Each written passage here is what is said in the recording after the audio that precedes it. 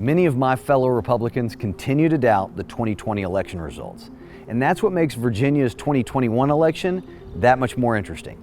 Republicans swept what has become a blue state in recent years, taking back the House of Delegates, the Attorney General's office, and the governor's office.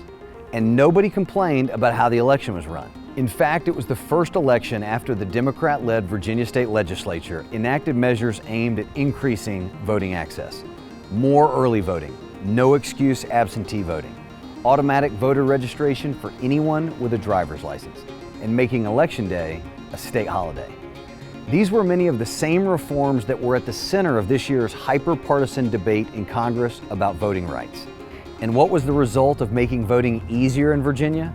Voting was found to be secure. Republicans won big, and not only did Republican Glenn Youngkin win, but more votes were cast than in any governor's race in the state's history. Interestingly, there were no allegations of fraud in the Virginia races. Maybe that's because the folks in my party won, so we had nothing to complain about. The point I've been making here and in the Swamp Stories podcast is that we shouldn't buy into disinformation about the 2020 election. Republicans won many congressional races that year too, more than were expected. So it makes little sense to cast doubt on the outcome of the presidential race.